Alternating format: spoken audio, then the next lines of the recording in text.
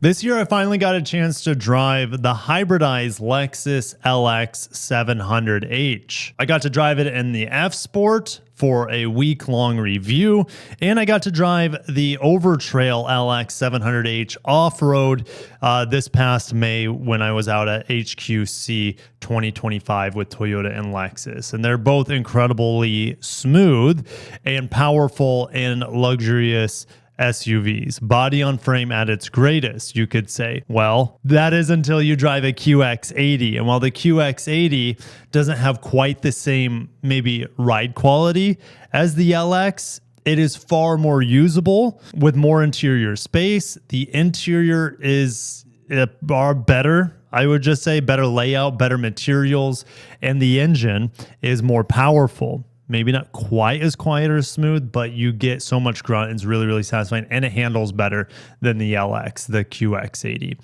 Despite that, I still love the LX. It is a fantastic vehicle, and they made it so much better with the introduction of the hybrid powertrain this past year. But now for 2026, we have some updates to the LX. Lexus never stops improving.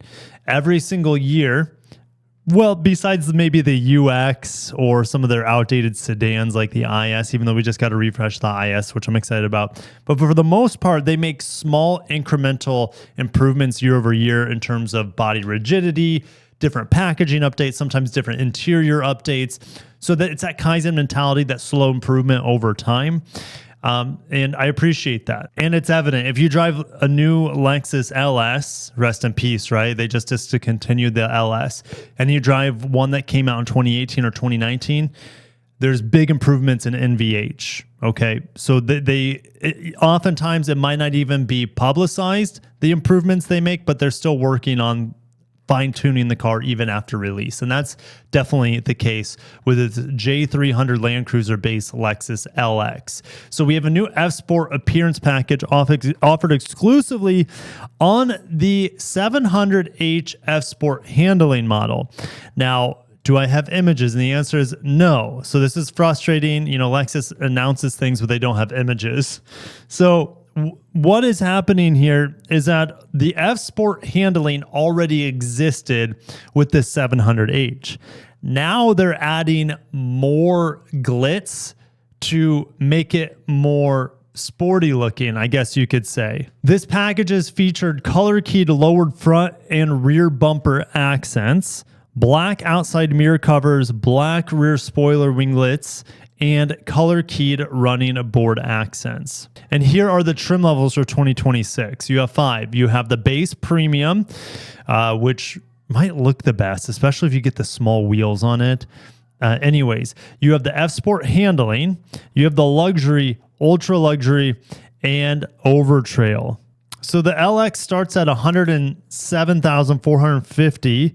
Let me check. That's on a 25 model. It starts now at $107,950. So it only went up $500. When you're over $100,000, $500 is like a nickel. Like it means nothing to you. You know, I'm a big fan of getting the premium and getting the appearance package, which blacks out the grille and like the window surrounds a little bit. And then I like, where are my wheels? Oh, but man, they may have killed the 18-inch wheel option, which just sucks. And the reason they probably killed the 18-inch wheel option is because, well, there's the Overtrail now, which has 18-inch wheels. So that's a bit of a bummer. Now, when you have $100,000 to drop on one of these things, you're not going to have any issue in outfitting this with all-terrain tires or at least 18-inch wheels as well. So it's not that big of a deal that you can't get the premium with the smaller wheels anymore. But yes, I would be going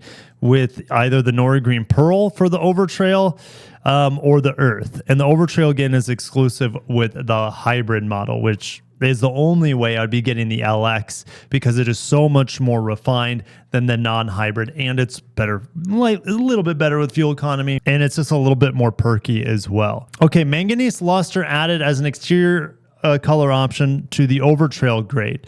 All right, so manganese luster, let me pull it up. It used to be available on the LS, and it's kind of like this dark gray with sparkle in it, with a little bit of brown as well. It's kind of hard to describe unless you see it in person. If they have a lot of this paint left over, they're not going to be using it on the LS anymore, because the LS is discontinued and the LS doesn't have this paint color anymore. So just throw it on the LX. Okay, here's a big change with the LX Overtrail. Like the GX now, well, the GX Overtrail is exclusive 2 rows of seats. The LX, though, you can, on this Overtrail, you can get the 3rd row seat deletion, which is pretty cool.